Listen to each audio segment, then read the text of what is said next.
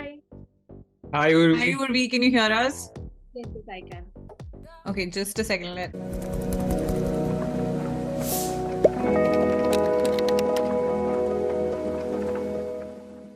How are you doing? Thank you so much for finally doing this with us. Yeah, I'm so excited to be. This is like my first podcast session.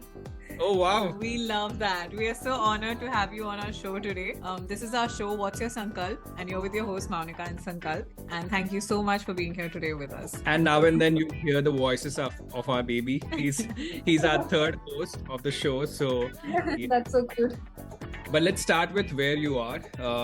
We talk to our guests from across the world. So let's get to know where Urvee is. So I am from Mumbai, India.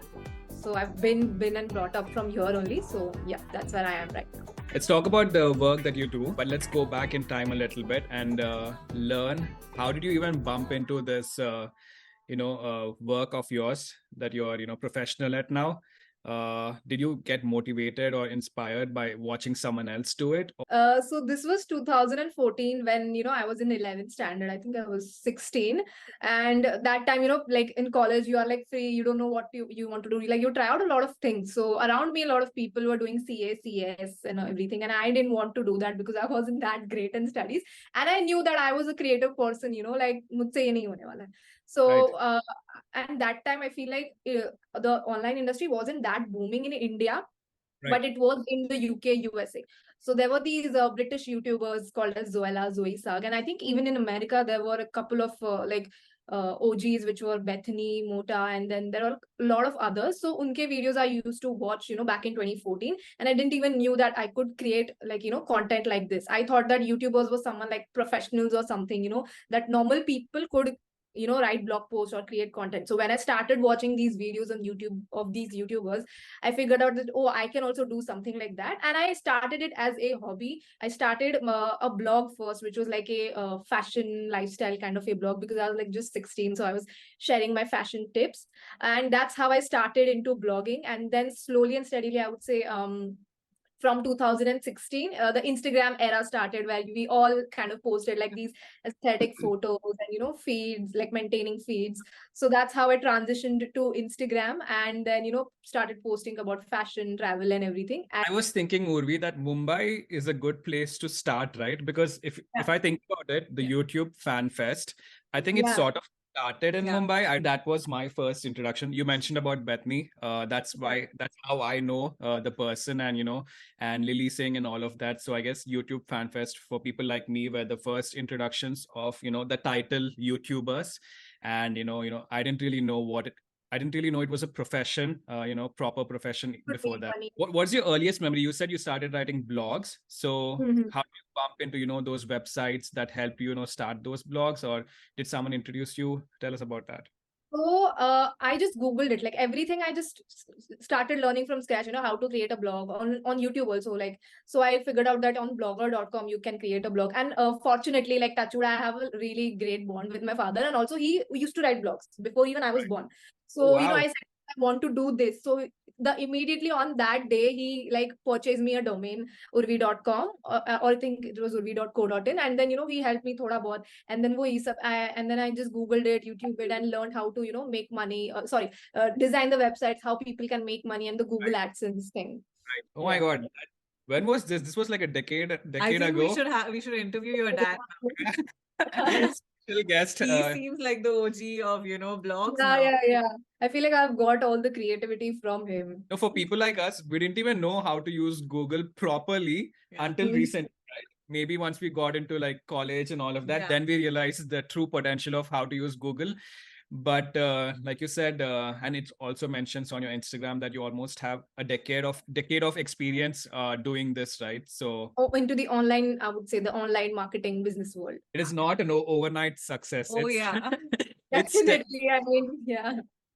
And there must have been so many like highs and lows, right? Yeah. Because now things like posting is about consistency and being regular and being seen. But then 10 years ago, you were just fresh out of school, going to college. You had so many life experiences that you were going through, which probably didn't let you be as consistent, right?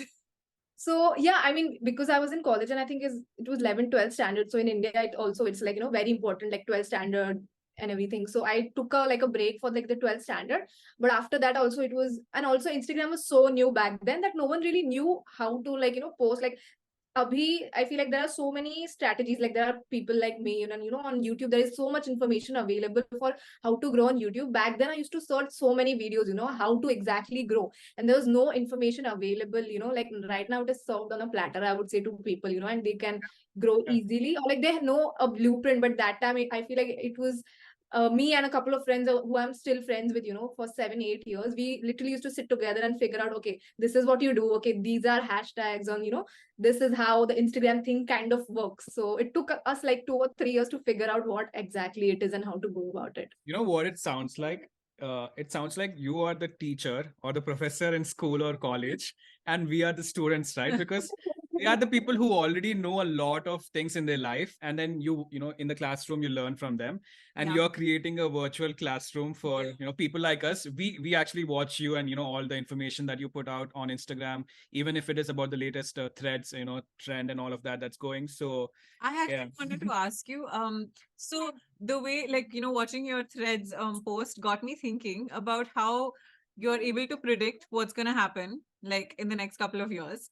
But then 10 years ago, like, how did you know that social media would become a way of, like 10 years ago, no one had these job titles, right? Content creator, like social media influencer. These job titles did not exist. Yeah. So where did you get your confidence yeah, in pursuing this career? Or did you do something simultaneously, another job, and that's when you had the opportunity to do this, and then eventually you quit that and then pursued this full time? So, firstly, though, as I said, I wanted to start this as a hobby, and I already knew that I was creative in some way. Right. So I didn't want to, like I knew that, whatever my parents were saying, you need to study and everything. I knew that, but somewhere I also knew that, I was creative, and like there's this, I don't know, like I had this intuition, just go for it, and then I just went for it. I did not overthink about it because at the end of the day, it was just like in the start, it was a hobby for me, and then I feel like in my degree college, when I went into my degree college, I saw that, my teachers were supportive. They saw that I was creative. So a couple of teachers supported me. And then at the second year of my degree, I started getting sponsorships. So like it was very less money, but I was so happy, like my first sponsorship was Puma. And they gave me, I think, 2,500 rupees. And that boosted my confidence to be like, oh my God, okay, you can make money from it, even if it is like little. And that time, Mumbai ka Nikhil and all of these people were like booming that time. So I also saw that, that is happening, but I also felt like, this is my hobby. And if I can just turn my hobby into a profession, or like, like my passion into profession, so like, why not? So I still had a little bit of time because I was still in college and I had like, 2 or 1 year left. So I did that. But also after my college, my mom was like, maybe try doing a job because I wasn't earning much from this. So I tried doing a job, but I failed because I don't know, like it is about me and jobs. I don't know, like I just didn't work for me. So I left and then I started doing freelancing, which I'm kind of doing right now. I can understand, because people who like to do creative stuff don't really have interest for the monotonous 9 to 5 jobs, right? So we can understand why you felt that way. But let's go back a little bit. What exactly your titles are. She has 2 Instagram channel profiles, okay? So it clearly shows that she has so much content and she's well established in both of them. So, what titles you usually associate yourself to, that will help our listeners. Yeah. So firstly, I am a content creator. People usually now they know me by Urvee Designs, but they also know me as Urvee, which is which is my fashion, beauty, and lifestyle page. I started that in 2000, like I would say like 14, 15. I was a blogger first. Then I mainly create content about beauty and fashion on my Instagram page. I have worked with brands as like K by Katrina, Mama Earth, Amazon, Myntra, all of those. And mostly on this page, I work with beauty brands, well-established beauty brands that I believe in, and I post content on how to, about makeup, teaching people makeup, in different ways, talking about products and honest recommendations, and giving skincare tips, and also sharing my life in between. So that is one part of my career, you would say, which started way back in 2014, and a little bit later in 2019. While I was freelancing, I started this another page which is called as Urvee Designs, which you could say like which birthed my company, which is called as Urvee Designs, and this is like a digital marketing agency where I provide courses to people who want to learn about Instagram and teach them about the world of social media and online business. And I also have a little bit of, clients where I help them, like coaches, consultants. There are yoga practitioners, tarot readers, jewelry brand owners, fashion businesses. So I help them with, how to grow on Instagram, give them like a point of view on how they can take their Instagram to next level. And I try to do YouTube, but yeah, that's about it. So this is what I go with, like a content creator and an online entrepreneur. If you think about it, if you told someone that, come to me and I'll teach you about what Facebook is and how to use it, like maybe like a decade ago, I think that person would look weirdly at you or maybe laugh at you. Like, why should I learn how to use Facebook from you or Instagram? But now it actually makes sense because we are using, a lot of us use Instagram in a very single-sided way, which is, just post photo or video. But there's so much more to it, right? Those hashtags and, monetizing and all of that, that you now are a proper teacher about, how to use those social media apps, right? So which is insane that, you realize the potential that, this platform has, and you made it into a business. Kudos to you that, you realized that at a very young age. But I want to get to the main question, and we'll cut to the serious question, which is your most popular videos. How do we get those views, and how do we get recognition? How do we go viral? If you can tell us that, and then we'll end the episode. No, I'm just kidding. Okay, so my most famous video, I think it was recently from December in Urvee, from Urvee Design. It was, I think, 10 or 12 million. I was just sharing about the latest Instagram feature. And with Instagram, it's like they share the feature to a few people first, and then, they share it to others. So right. I don't know, luckily, I am a beta user, I think. So I get all of these chotu-motu features, right then and there. And then I made a video about, I think, 3 or 4 such features. And out of them, 2 of them went viral. How does someone qualify for that? Is there a process to, apply for it? Or how do you know that you're a beta user? Honestly, like, I think it's like just lucky draw type, because some features which my Urvee Designs page has, my other page Urvee still doesn't have it. So it's just like very random. So yeah, so I feel like I firstly focused on reels, and then I focused on like creating reels which were to the point, like, Instagram features. And this is the feature, and tata bye bye, follow for more. So I also, maybe like, because these features were not available to everyone, the content was a little bit unique. Like, not many people in the industry as well, like teachers, didn't have this feature. So it kind of went viral, and also people were like constantly search on their app, do I have this or do I don't? So I think one video reached 10 million and the other reached 12 million. And then because most of the people didn't have the feature, they like started commenting, fighting in the comments, which also increased the engagement. And then it's kind of like snowballed, I would say, because those people came to my profile, they saw the good content, and then they started following me. And then, that's how it all went viral. But it's not easy to always have that unique feature, waiting for you, right? To create content. Yeah. Do you now have kind of a template or a formula that you stick to or try to stick to when you put content on? Like a content strategy of sorts. Yeah. So I also teach this in my course. So basically, there are like these pillars of content. So, like you cannot just focus on one type. So for example, if I'm like, you can, if you really want to grow like a very niche based audience, but like if you also want to focus on growth, there are these type of videos which reach to a mass audience, which is like trending audios, like new features. But I also focus on educating my audience and, building up the community in a niche way. So I feel like you need to play around with different types of contents which are working, like, which works in the massy way, or like which works in a niche way. I feel like this can be done for all of the niches. Like for food industry, you can maybe create like a 2-minute video recipe, which are like consumed by masses. But let's say if you want to create like a specific video, which is like maybe like how to make kimchi or ramen. So that can be like a very niche one. So, you are targeting both of your audiences, which are like generally interested in food, and then, which are like interested in a niche thing. So that's how I kind of went with it. Maybe you can do a little 101 for us. We like to put content from our life out here in Canada, where we share life experiences, going to events and, maybe, personal experiences, hospital and those kind of stuff. If you can think of top of your head, what kind of content do you think you should, try to put out on Instagram when you're trying to share such experiences? And how do we sustain it, and any tips for us? Yeah, tie that YouTube and Instagram platform together. Like, how do you combine those? Okay, so what I've seen some people do is that they create short form content for like specifically reels.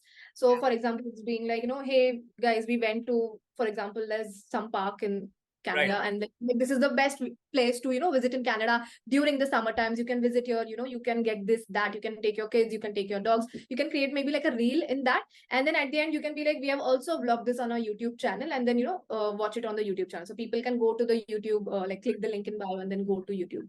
And again, I would say, like, right now informative videos or like videos with captions which are providing a lot of information while you're talking, like showing information, is working well. So maybe like how there are lifestyle creators who are like showing their day-to-day life, but they are also like creating it in a good way where the audience retention is high. Maybe you can create such videos. It sounds very simple because just yesterday we went to a park. Okay, so if you're enjoying the episode so far, please make sure to follow the podcast on Spotify and Apple Music and any other streaming platforms that you can find it on. But if you're on YouTube and watching us right now, be sure to take a moment and subscribe, like, comment, and do share it with as many people as you can. Yeah, thank you. All right, so I was just telling you the story about how we went to a park, and it sounds very simple how you put it on how we can record something in YouTube format and also try to get some clips that we can post on Instagram. But like I said, it sounds very simple. Do you outsource your editing part? When did you realize that doing that will help you focus on making content, on brainstorming ideas for for social media and all of that? Yeah. So I would say up until when I had only one page, I used to do it all by myself, and because I like doing everything by myself.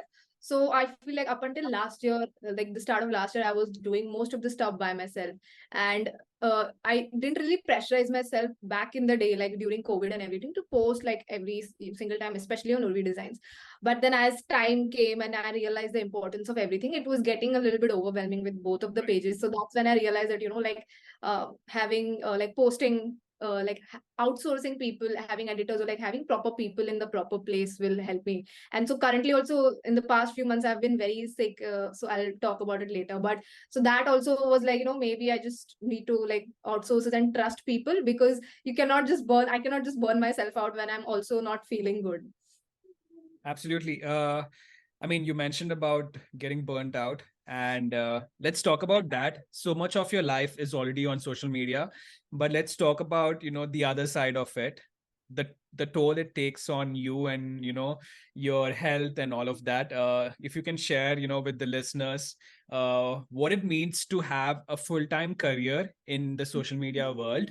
A lot of people, like I said, take it as a joke, right? They may not realize that it's an everyday job, and probably even longer than a 9 to 5. Exactly. You're working at all hours. So how do you balance because that? we know even late in the night, sometimes we sit down until 1 a.m. to do editing on our podcast episode and all of that. So I feel like there is a good side and there is a bad side to this. Like, good side is that you can like, if you work a day in your life which you like, if you follow your passion, you never have to work a day in your life. So that's what I've heard like Tony Robbins saying, and which is true, because I don't have the pressure, or like I don't feel like I'm working every single day. Like even today I was working since morning, like writing this and that and doing all of that, so it didn't feel like work. But sometimes again, like you need to know where the boundaries are. You cannot just for your own health and mental health, like just keep on going and going and going, and then after a point of time it becomes a you can say like obsession towards like content. Because now I've seen like so many times, like there are so many content creators from my fashion industry as well. They're like, how do you do this? Like like even if, and that has happened for me. So when I was sick in the past 2 months, I had to stop because I physically couldn't do anything. So and I was so obsessed. I was like, if I did not post for one day, I will like something will happen to me. So I feel like that happens to most of the people, I would say, right now in the industry. So which is also a bad thing, but you need to have the realization. Yeah, that includes me, and that's why you need a someone in your life to remind you, okay, it's absolutely to not, first of all, post every day, and the second thing, it's okay to not post on time. Because when you put that countdown on your story saying, oh, you're going to release something at this point of time, and then I get messed up. And if I miss it by even 1 minute after the countdown ends, and I'm going crazy, and that actually affects the moods and relations and your yeah, exactly. just because you didn't do something on a social media platform, which is not your entire life, right? So the way I see it is that you take all this pressure to do something which people have probably forgotten about, right? Like that's the whole point. That's why it's not like too much of importance to them, but it is to you. Exactly, because that's exactly why, content creators are like, oh, you have to post regularly because you have to be seen in order to be remembered. Burnout. So I feel like having the realization, like, okay, like further or later, you will get the realization, even after being burnt out, how to not feel that way. And also maybe you need to realize why is that happening. Maybe you are pressurizing too much, thinking too much, or maybe in my case, is like I was taking all the burden for all of the things by myself. So, that's why maybe I was feeling burnt out. So figuring out why you are getting burnt out is also important, and allocating, things for that will also help.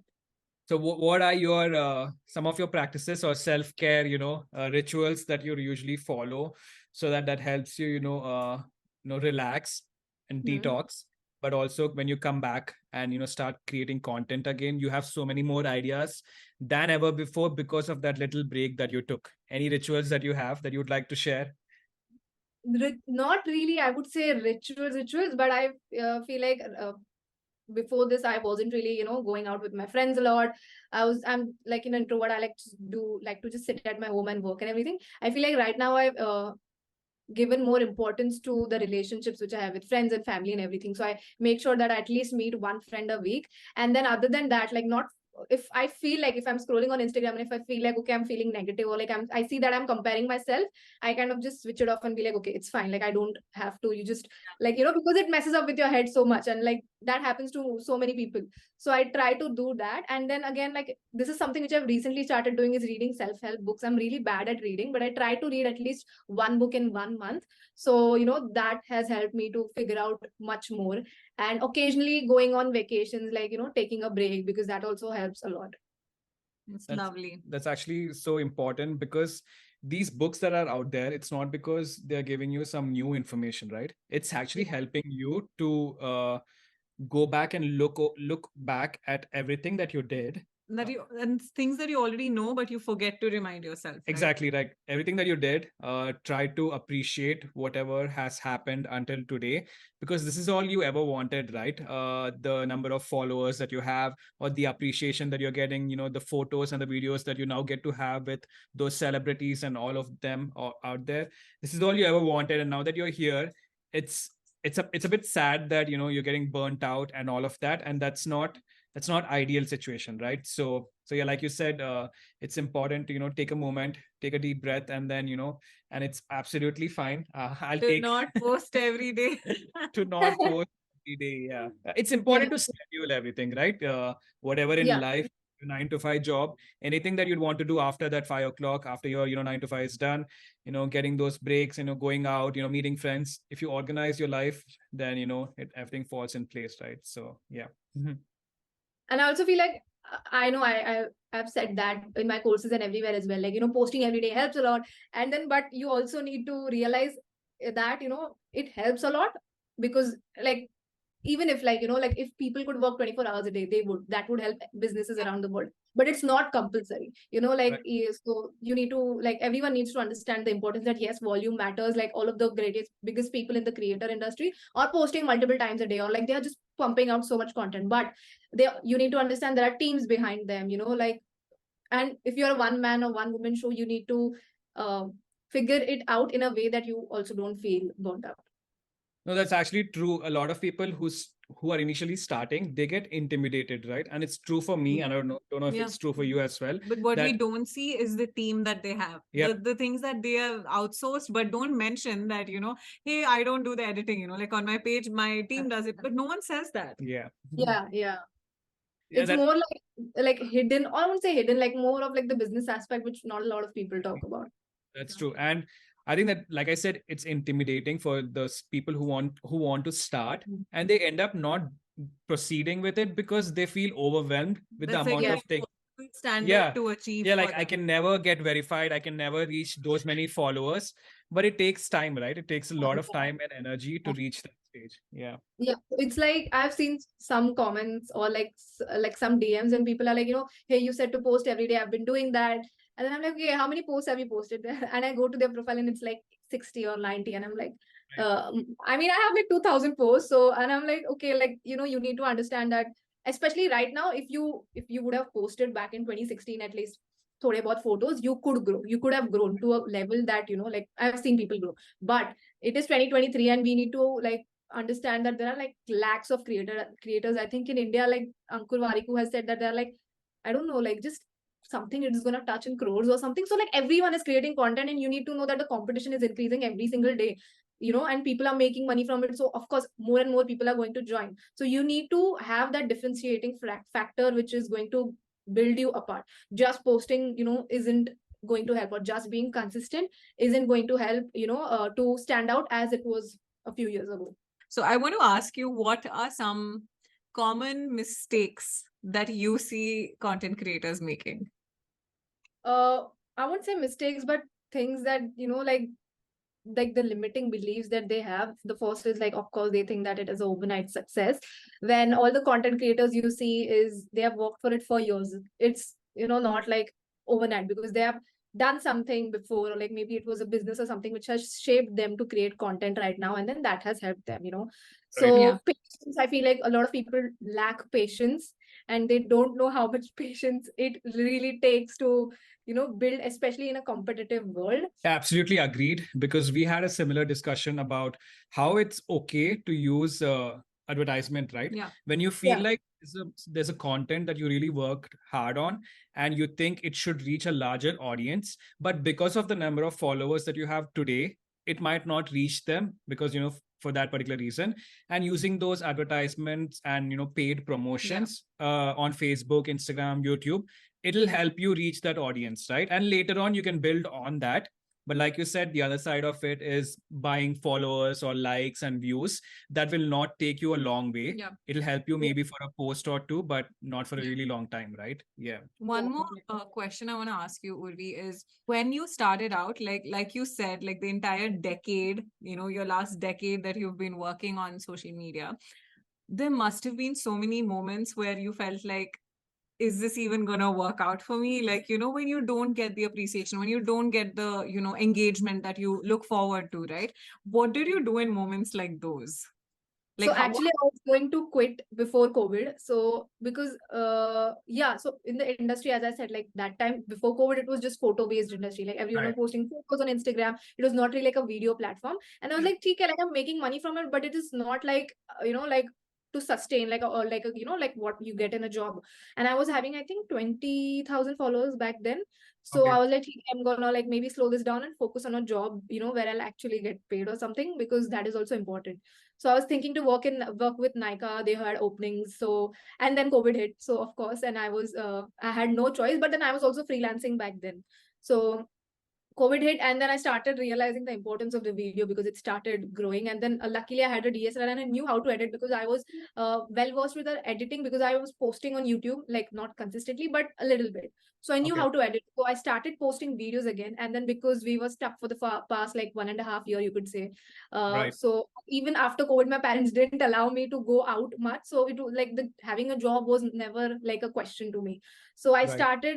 And that's when late 2019, I created this page, Urvee Designs, which was first like a Etsy store. And then when I started posting about how to grow, and I saw like I crossed 3,000 followers in like 2 weeks or something. So that's when I knew the importance of this. So I doubled down on all the things which were like, I had no option on, because I was like, okay, like if this is happening, I'll just start posting on it. So I started posting, and then like in 2021, like it took off. So I didn't have to like go for a job, so which was like a good thing. Maybe like the universe worked out in a way that like I didn't have to go for a job, and then it figured out by itself. I was just thinking, the COVID era that I think a lot of our guests spoke about, it sadly broke a lot of careers, but also made ways made a lot of careers. And everyone we talk about or talk to henceforth will talk about, oh, this happened after pre-COVID, post-COVID era. Yeah, exactly. And I feel like when Reels launched in August 2020, 20, I would say, that's when I knew, I was like, okay, this is going to be the next thing, like just double down on it. And I just went crazy, like ham on it. So I feel like some of the success also like depends on, like sometimes. So this is the mistake I made previously. I was like, okay, what TikTok, people just dance and it's very cringe. So when it was available in India, I didn't focus much, and now somewhere I kind of feel like, okay, I should have done that, but like then I did. So when Reels came into existence, and right now with Threads as well, I feel like, if you want to build a successful career in online, especially right now, and make the passive income and everything, you need to at least try for a bit before, saying that, okay, this isn't working. I don't really think we can ever have that success until we have the regrets in the first, right? Yeah. Because even for us, we can absolutely relate about having patience. Because for us, when we did our first season of our podcast show, we didn't really put a lot of effort in the editing aspect of it, but we knew the content we had was very genuine and it would, it meant something. But because we didn't focus on the editing part aspect of it and promotions part of it, it didn't reach enough people. And then later, when together we sat down, took some more effort into, making it. And you look at the breakdown and Yeah. sort of critique yourself, right? Yeah, like now we go back and look at the first seasons, we realize, why did we even put that content out when it doesn't even look that appealing, or we didn't polish it enough, right? So now slowly, eventually, after having those regrets, we realized what it means, to take that time, put in that energy, and when the final product is out there, you should be proud of it when you look back at it in the future, right? Yeah. So yeah, the one big takeaway will be having patience. Like we started the episode with saying that it's not overnight, right? It takes a lot of nights and days together, to reach that success. Yeah. I know you said your dad must have played a huge role in this journey so far. What do they have to say, your parents, about your social media presence? Do they realize the number of followers and the attention that you get, what it means to you, and what does it mean to them when you share such things? Or do they have other expectations from you still? No. I mean, in the start, I would say definitely like my mom, because it was such a new industry, like they also didn't know what to expect, and I also didn't know what to expect. We all were figuring things out, and like actually making money was very new from this. So I feel like slowly and steadily, my dad was like, okay, do what you want, because I'm also the only child, so like they are like a bit pampered and like protective about me. So my mom was like, okay, maybe try do a job. That's why I did the job, but it didn't work for me. So but I feel like after these years, when they saw that like I'm actually getting paid and I'm happy, and then my cousins were also like, okay, at least you're doing what you love, unlike us, like because they are also doing jobs, so they're like, this is a really good thing. And then they saw me being happy and making money. And then I feel like last year when I was about to hit 100K, before even I was checking, my mom was like refreshing 10 times and be like, okay, when is 100K happening? Or like she checks my reels and everything. And then right now, like we shifted to a new place. So my mom only goes and tells, yeah, my daughter is an influencer, go follow her. And I'm like, okay. So like, like right now they're very proud, and like they like what I'm doing, and they're helping me, even with setup and everything. They're like, do you want us to help or something? So yeah, they are very supportive. Of all the things that we get happiness and energy from, I think the strength that lies in when you get the support from your family, even to us, when they enjoy the content that we put so much, and they are the first ones who are commenting on our videos and texting on WhatsApp saying, oh, okay, you guys did so beautifully. There's so much energy that we get and motivation that we get from them. So it's important. It's very important to have that support. Otherwise, a lot of careers are don't happen because they don't have that family support. One last question for you. So the backbone of our entire show, What's Your Sankalp, is us asking you what your passion is or what your determination in life is. That's what Sankalp means. So we ask every guest, and today we'd like to ask you, Urvee, what is your Sankalp? I would say my passion and my determination is just creating things what you love. Like do what you love what you do. And I feel like I've always followed that. I always had a like followed my intuition, and I feel like I'll keep doing that way, irrespective of whatever happens in the career. So maybe it can take a shift, like who knows what happens. So I feel like live every day, like even if you have a passion, just go for it and follow for it, because you never know where it can take you. And maybe like educating people, or like spreading the right message to the people and helping them to live their passions and like follow their heart is something which is my sankalp, I would say. Love that. Yeah. Thank you so much for sharing your journey. It's not always about the reels, right? It's also about real life stories that you gave us the honor to share with our listeners. Hopefully, it helps someone out there, and also they get to learn that it's not always flashy, and it's all not always about the followers and likes. It's a lot more. Hopefully someone takes away, and they'll perhaps reach out to you and start following you, and find your content, and it'll help start their own careers in the social media world. Thank you so much for having me. It was amazing. Thank you so much for your time. Take care, and focus on your mental health. Thank you. Take care. Have a great Sunday. Oh, you too. Bye. It's done. Sunday's over. Yeah. Thank you. Bye. Bye. Bye.